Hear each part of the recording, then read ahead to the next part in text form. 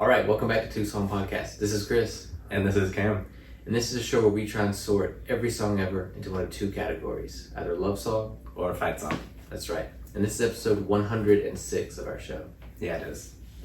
And that intro half chorus that you just heard is from Lost Frequencies and Calum Scott's single, Where Are You Now, from last July. It was the end of July 2021. Wow, July cool. 30th. Okay, so the time we're making this, it's about a year old. Yeah, almost. Nice. Very cool. Yeah. What a good name for like a stage name, Lost Frequencies. Yeah, that's pretty cool. I think it's neat. I one time in the back of a bookstore saw a guy whose stage name was Places. Yes, I've heard of this. He was good. I remember being like, the whole thing, just a cool name, cool act, like nice. Cool place. Mm-hmm. Yeah. It was around here. Mm-hmm. Yeah, cool. Yeah, this is a fun one that Chris has picked. Oh, thank you. Yeah, I like this intro. It's like very vibey and synthy, and there's a ton of stuff not in the intro really, but the whole song is like sound effects. To me, with my ears, sound effects turn into music. It's so neat. Yeah, the kind of the whole beat is. Yeah. And for those watching, we kind of set the vibe in here to match. Yeah. We're still kind of playing with some of the video stuff. Mm-hmm. So check that out on YouTube. Yeah. Yeah, nice. But yeah, it's cool. It's like the chorus is kind of repetitive, pretty simple. And then so far at the very beginning of the song, they're like each one tease the chorus. Interesting. Yeah. Yeah, we do have a lot of songs that will lead with a chorus, as opposed to a verse. But we haven't had many that just like skip the intro altogether and use the verse for that. Yeah, I know. Pretty cool. Yeah, it's cool. Nice. Do we want to get to the first verse? Yeah, I was thinking that. Play this verse first. Yeah, let's do it.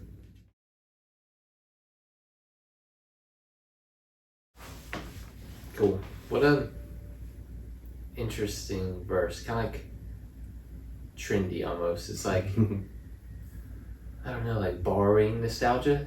Being like, I don't know, you know how the Chainsmokers do that? Yeah. I don't know if we ever talked about that on here, but like they'll mention a few things that people roughly their audience's age, maybe even their age, like kind of can pull from or remember. I kind of think this first verse is doing that.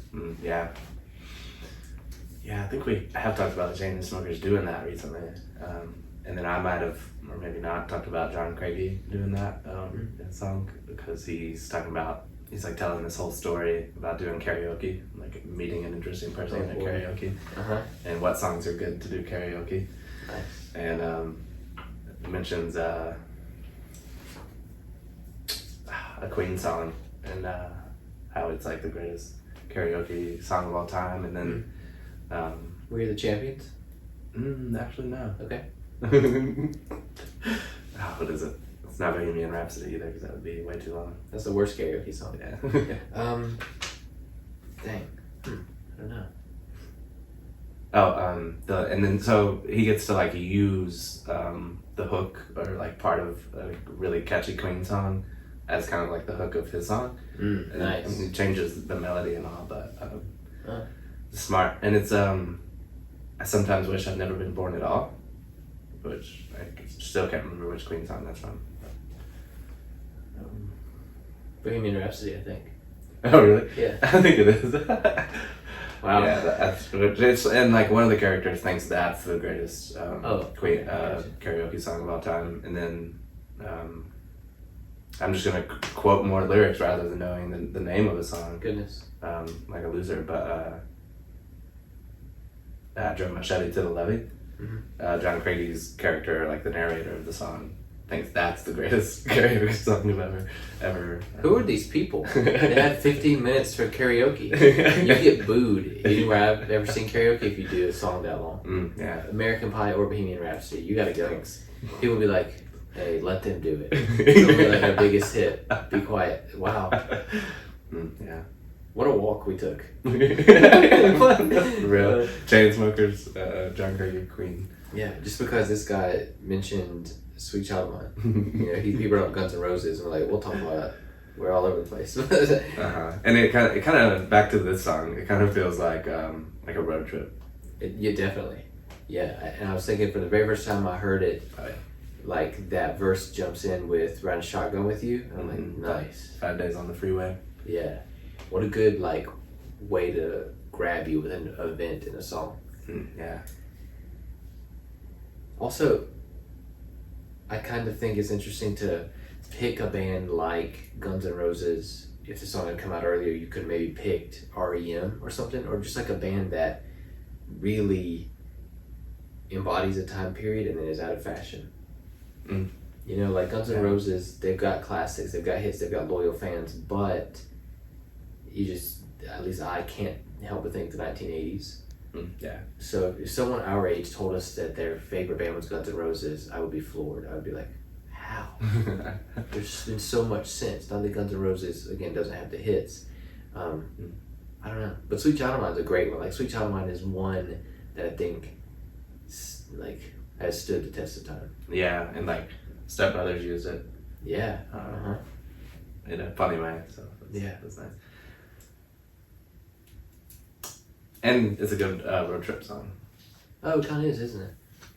It's pretty much the whole thing of the new, and this song's a year old, but the new Thor movie trailer. Oh yeah.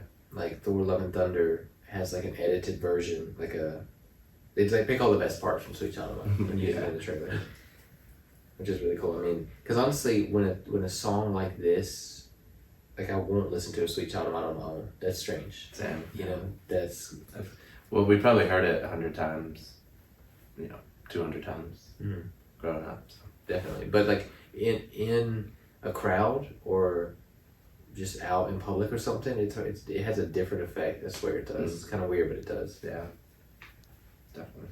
Or on a road trip, if you listen with somebody else, it's like neither of us dislike this song enough to change it, but neither of us really, really like this song either. Yeah. I would think that's kind of the effect this first verse is going for. Yeah, it's like, if it came on the only radio station that we could find, like we'll jam out to it still. Yeah. This song's got a great way of sorting out the different sections. Like they're really, to me, marked and they're really clear, and you can like enjoy them each the way they're supposed to be enjoyed. Yeah, and even kind of the interludes between, we haven't really had one yet, but you can just kind of like feel when the pre-chorus is about to come back in. Yeah. After the interlude, it's just like, yep, this is where this belongs. Yeah, well said. Hey, do you think we're ready to get to this pre-chorus? Yeah, let's do it.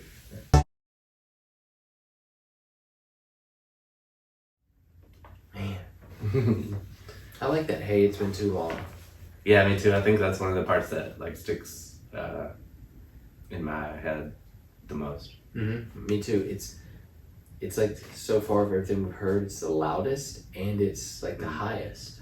So yeah, he's kind of belting it. Yeah, so it's like a real peak, a real like part. You're like, oh man, nice. Finally, we're up here, and it's not even the chorus, which is so crazy.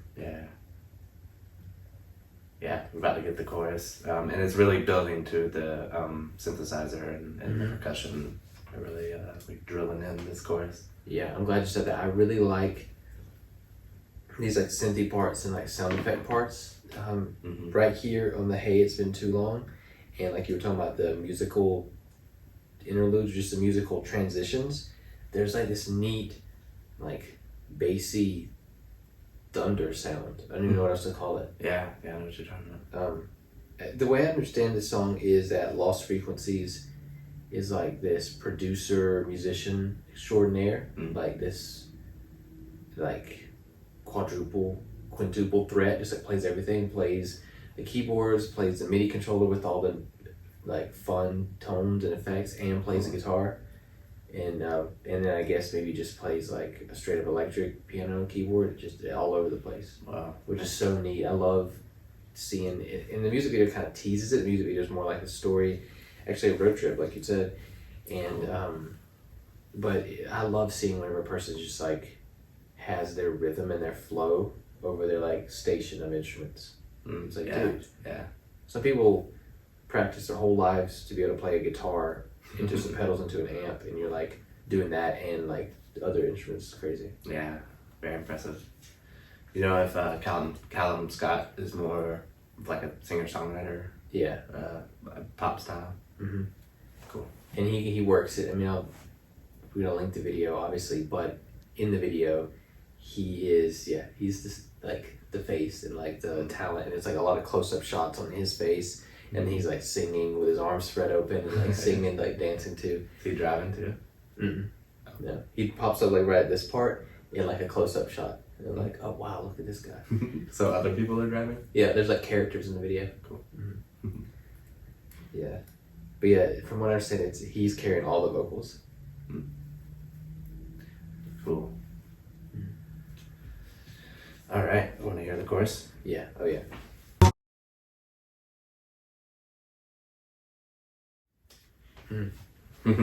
One thing that I always find so fun about this course, and like I keep trying to listen to it and time them perfectly. I mean, if you like work at it, I think you can get it. It's not hard, but the static sound. It's like rather than a hi-hat slamming shut, it's it either is that and it's been affected and tweaked, or it sounds like just you have like a white noise, pink noise, brown noise, whatever all the different ones are, and he's just like pushing it on the beat of what a hi-hat snap would be. Cool, to make it end on the beat. Cool. Yeah. I didn't really pick up on that. It's a fun sound, and I'm kind of weird about sounds. I always am just like, whoa, what's that sound? Why does that sound there? There's a guy on TikTok, a friend sent it to me, and now I follow him. He's obsessed with noises in music, like vocalized things or weird things that are featured like once per song. He does a whole video series about it. It's awesome. Cool. It's right up my alley. I'm into that. I was like, wow, sure. I want to see all of them. They're not trying to like, rip his drip. I've always been that way myself. That's why I like that so much. Yeah. But that static, I mean, or whatever it is I'm calling it static, but that sound as a hi-hat is so nice and genius. Yeah. Cool.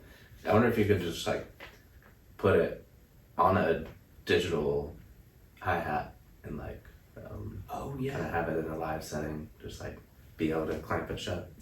I didn't think of that. I bet you could. Yeah. A real pedal. Yeah. Cool. That's not like probably the easiest way to do it. If you're in a studio and you can just push a button. So yeah. It could be cool. You had to do a live video, right? That would be really cool. I also really like the way the music kind of answers. You're just like my favorite song going round and round my head, like the round around my head. There's a little space in there, so we're getting these like swell and decrescendo, like fat, nasty synth thing, like synth bass. Yeah, synth bass. Yeah, dude, it's nice. It is really nice. Yeah, it sounds so good. Yeah. We always talk about headphones, but listen to headphones. It's almost like it's in different parts of the headphones.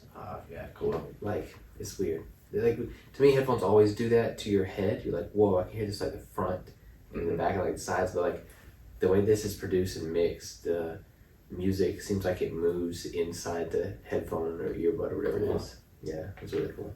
Yeah, I love paying attention to like where the sounds are located in a mix like that. It makes me want to get into like audio engineering because it's just so cool that when you're producing a song, you can kind of like place all the instruments. Yeah, I don't know why more people don't like. Well, never mind. I do know why. Sorry. In a perfect world, people would do this and treat the audience and like give us more than we bargained for. Just to like this. Like in Willy Wonka's Chocolate Factory, whatever. Just like, wow, all of these sounds, all these cool things. But I know why they don't, because we listen to it on our phones, in an elevator. Or we go to the library and listen to the computer speakers and they go, turn that down. Like people, it's not, music these days is so portable and so disposable that it's like, what? Why would I waste time doing that? Yeah, or like tinny little speakers on the beach or something. It's like wide, huge open areas. Yeah, I brought my 12-volt speaker outside, and there's like wind and the waves. Everybody's trying to ignore my bad music on the speaker. Yeah. Yeah. That's sad. But there are still artists that think about that kind of stuff and incorporate it, obviously. Yeah. Well, yeah, definitely. And if you have like a nice stereo in your car, you can kind of hear that spatial design to them. Yeah. I remember the first time I ever heard a song that made me realize there's like a left and right, and made me think like, wait, can every song do this? Collective Soul has an intro that goes from the left to the right, and it like bounces. Cool. And you can just be like, if you're riding in the car and it comes on, like, whoa, why is it over there now? Because it used to be over here. I'm trying to think of another. Switchfoot. Switchfoot's probably biggest hit. The one that people play to death does that too. It goes left to right, and it like, it like doesn't bounce evenly. Like it's on the left and it kicks to the right, and it stays on the right and kicks it back to the left. So it's like, it's so nice. And you're right, there are still some artists that do it. Yeah. And I think we've talked before about how Switchfoot seems to really care and like put everything into the sound and what they're putting out. Yeah. Yeah, kind of like these guys. I mean, think about it though, if you were just writing the music, or you just had like a sketch of a song and you're like, all right, I want somebody with a good voice who's hot to come by and like get the song going. Yeah. You could be that like level of genius just on the music. Yeah. Like that's this guy's thing. Yeah. That's really cool. Yeah, that is cool. Dang. Man. There's another one of those little like transitions. It technically is interlude, but it's so short. And then there's the second verse. You want to get to the second verse? Yeah, let's do it.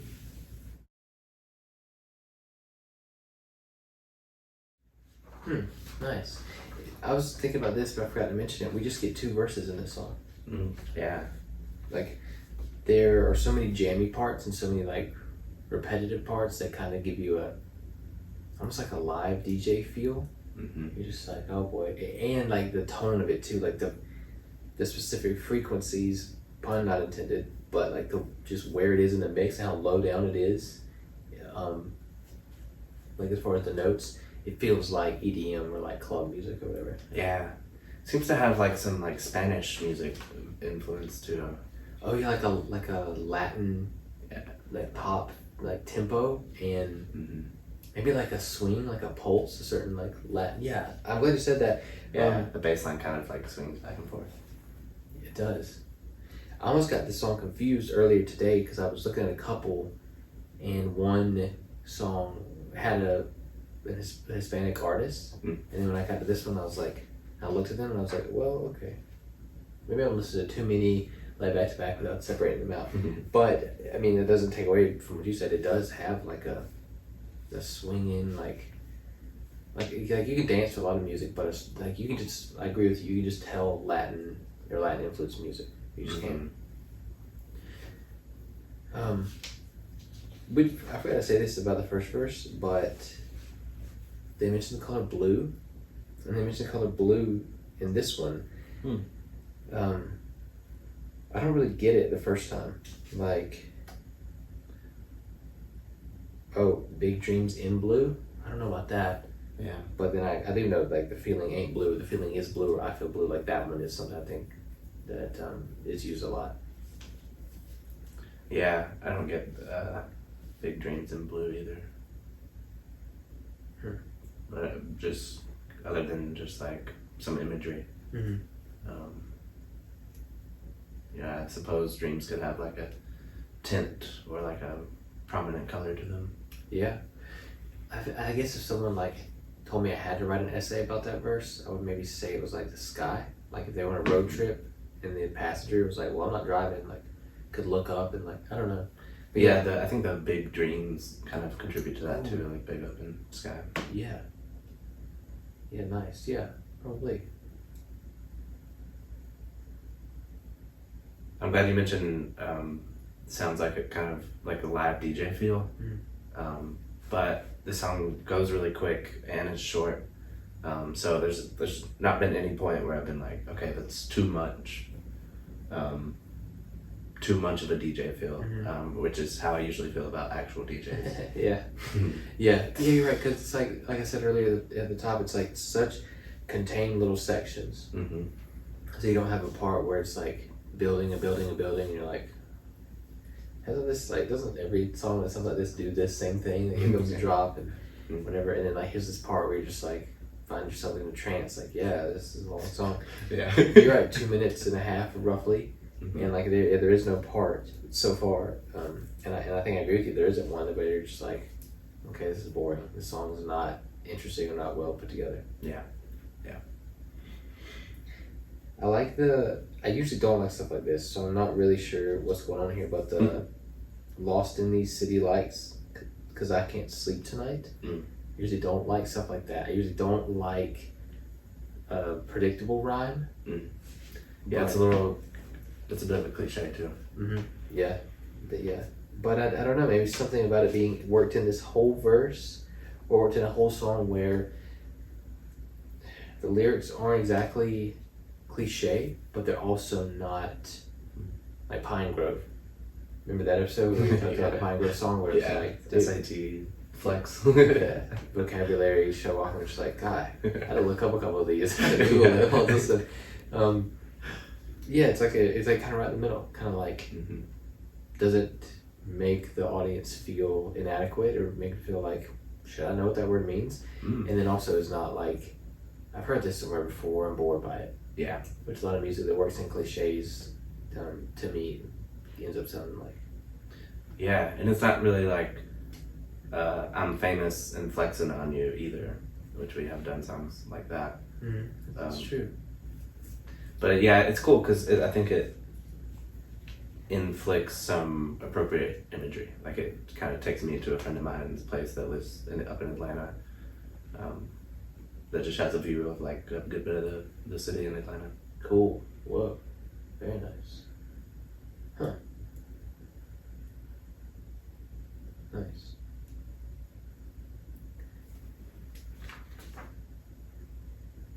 I was thinking about this related to the chorus, and like these lyrics, while they're not the most like romantic lyrics, they definitely are pretty complimentary. Like to me, remember when we talked about Hobo Johnson's Mover Awayer, and he says, "You make my Mondays feel like Fridays." Yeah. And what a compliment that is in a way. That's been a while. And that one has been a while. Gosh, that's an old one. I thought that was the first episode we put out, and then checked the statistics, and we're like, whoa. Yeah, people are listening to this. Yeah, how dare this episode? I know for sure I don't know this many people, but to me, telling someone, if you like my favorite song, going around in my head, because that's not a bad thing, is it? Like, that's certainly not. You know, the cliche is too much of a good thing. Like you can have too much of a good thing, but yeah, if a song is your favorite song, I don't know, we could go in this loop for a while. Yeah, no. I mean, we had at least 10 songs that we never get tired of. So, yeah. It certainly wouldn't be a bad thing to hear those. No. And if a song is still your favorite, maybe you're going to get tired of it eventually, but right now it's your favorite. Yeah, that's a distinction. I don't know. But I was thinking about the chorus, like what a nice sentiment, what a nice thing to say to someone, and also these little calls, these little desperate things at the end of each verses, and kind of like there's a couple that just stick out on their own, but the "Where are you now?" That also is nice, and a lot of music takes the opposite approach, like good riddance essentially. Yeah. So yeah, I don't know, I like that. And that you already mentioned that, hey, it's been too long. It's kind of similar. Yeah. Yeah, definitely. Dang. Well, speaking of the "Hey, it's been too long," should we move on to the pre-chorus? Yeah, let's do it.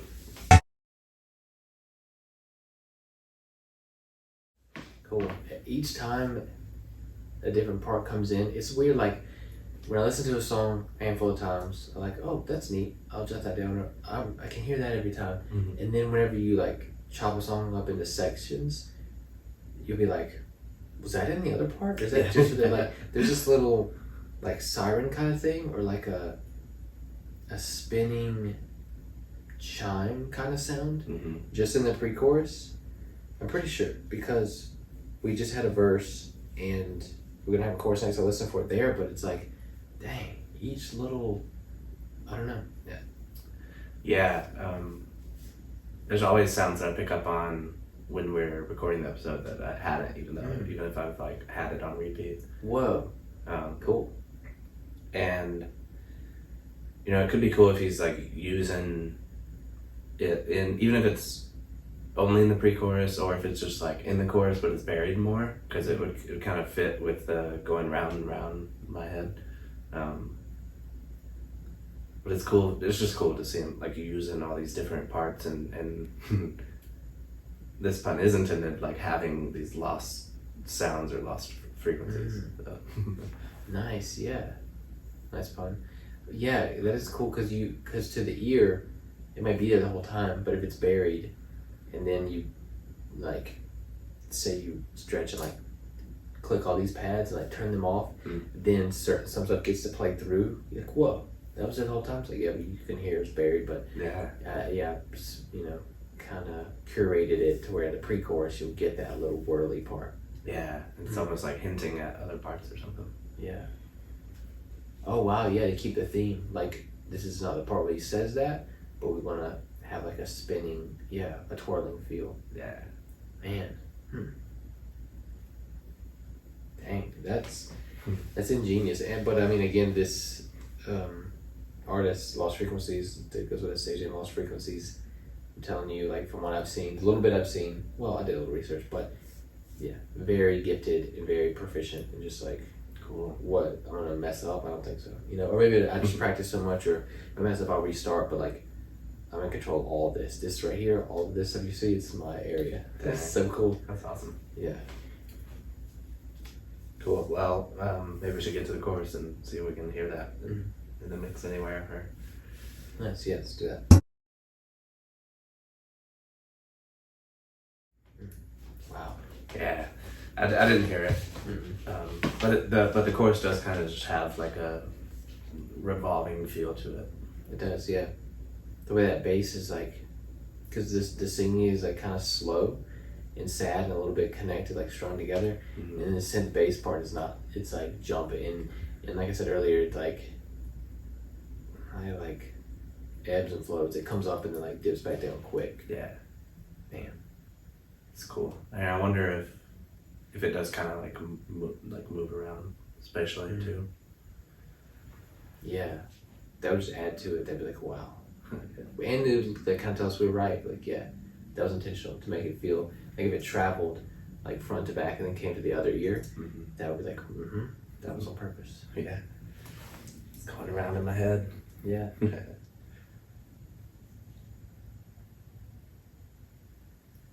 But again, I mean, I think it bears repeating where he said it, but that's a nice thing to say to someone.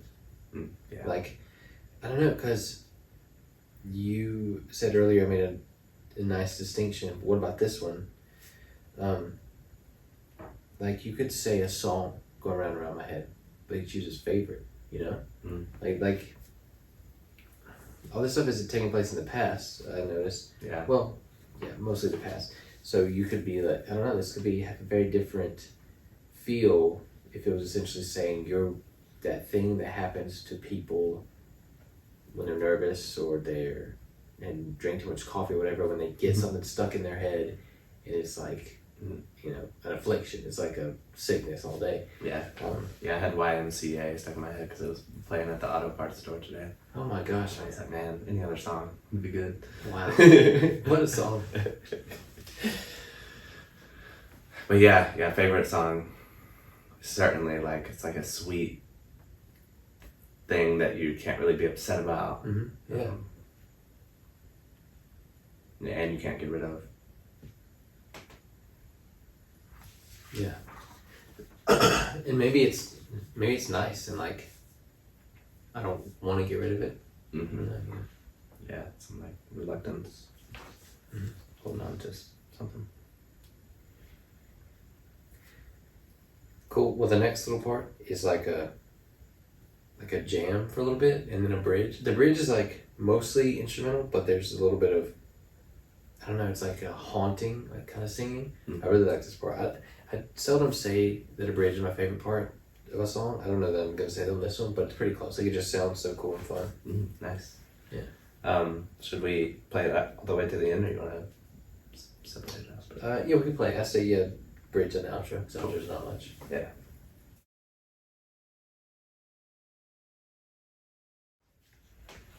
Cool. I definitely hear that spinny metallic thing in the bridge. Yeah. It's really featured there. Nice. That's cool. It came back. Yeah. It was used again. Kind of like we were talking. And I like the way it just like, because honestly, the title of the song doesn't find its way in the chorus. Oh yeah. It's like its own hook. It's like a second hook or something, or like, I don't know, because it's a pretty pure melody. I mean, you said that you were like thinking it or humming it, and then like, wait, what is that? And you remembered. Yeah. It's just cool that it like has that, like I said, kind of haunting, like calling from far away a few times, and then has something very similar to the intro, like those kind of flanged up and like squashy kind of guitar, like pick chords. Oh yeah. And then just a one last where are you now, and boom, like a like door shut, you know? Yeah, hard stop. Yeah, gosh, I don't know. I think this would be interesting to see live, because I wonder like how like jammy and how like also like sensual and almost sexual the singer would try and make it. Because I think about like the lights could, like in the last where are you now, and the hard stop, the lights could go out, you know, and everybody could scream cheering. Like, it's kind of one of those kind of songs, like you could just be like they could stretch the bridge just dancing, singing where are you now, and everybody's hands going. Oh yeah. And just like you know, hard stop, dramatic. Oh you yeah, know? definitely. I wonder. It didn't have to be like that, but I feel like it'd be a good opportunity. Yeah. I'd be surprised if it was any other way. Yeah. I think there's also like much more distortion or like echo on the vocals in this bridge. Yes. Either there wasn't before, or there's just like a lot more. Yeah, I even wrote that down. There's a lot of cool reverb and echoes on the vocals, but I'm thinking of the "Where Are You Nows" is the part that's most like. Yeah, it's almost like not in the chorus. It's like straightforward, like passionate singing in the chorus. Yeah, maybe some auto-tune. Yeah. Yeah, and then you said it already, but like far away, like echoing for the bridge outro. Yeah. Cool, dude. What a song. Yeah, seriously. I mean, it went by quick, like 2.5 minutes, and that's it. And a hard stop too. Like, there's so much room to have stretched this song out and had it like, you know, the haunting "Where Are You Nows" could have just faded out the song, but they're like, nah, we just cut it. It's cool that way. It's, you know, I don't know. It like hits you harder, I guess. Yeah, they could have had some of the like bouncy synth just like die out. It is more impactful, I think, to kind of cut it. Yeah. Do you want to go first? You want me to go first? I think you went first last time, but if you don't mind going first, that'd be cool. Yeah, I don't mind. I think we mentioned how fun it is and how upbeat it is. And how it sounds like whatever that genre of music that changes from techno to EDM to house music, whatever that is. Yeah. Whatever it's called currently. I know Steve Aoki DJs at my gym. Not really, but like he'll be a special curated playlist from him, and he did do it in person at one. Obviously, it was wherever he lives in Los Angeles or something. Wow. But and gyms across the country and the world. Yeah. But we could have had a hologram. How cool would that have been? Ooh. A hologram Steve Aoki. Yeah, it's coming next. Yeah, dude, that'd be so cool. But whatever that type of music is called, the backing track of this has that feel to it. But then when the singing comes in, it has a little bit of like, we talked before about Chainsmokers. Yeah. And it has like that almost like singer songwriter, but a little bit more like pop with an edge, kind of like not full blown pop star, like a Harry Styles or Justin Bieber, but like a little bit of like, I don't know how to like rock or punk pop star. But it still has like a dance feel to it. It's moderate tempo, not super fast, and not tons of like aggressive percussion. Just like a steady, fun, percussive beat. Yeah. On the music side of things, but I think the lyrics are pretty important too. You know, kind of singing about nostalgic stuff and telling this person, you know, I'm lost, blaming on the city lights, whatever, but I'm lost, I can't sleep. Yeah. Or I miss like riding with you and having big dreams and you know, like being content, not even doing anything with our lives, just being together, dreaming about what we're gonna do. I think that's such a sweet idea. And like we have said a handful of times now, the compliment to pay someone, you're like my favorite song, you could cut it there, not even say going around and around in my head. That part just sounds cool, but like telling someone you're like my favorite song is such a nice compliment, and not I don't think done enough yet to become cliche. So I think even though it's fun and even though it's a vibe, I think with the washy guitar, with the lyrics, with the lack of really rock type percussion, I think overall it's a ballad, and I think love song. Cool. Yeah, you know, maybe there's something to the fact that like the beat and the music was created by one artist and the lyrics are another artist's contribution. So that makes it an interesting pick, especially since they're kind of contrasting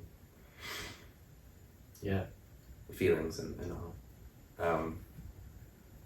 And you're right, I did kind of keep thinking like this is a party song, like EDM just kind of is that, and not much else usually, but you know, certainly there've got to be love EDM songs.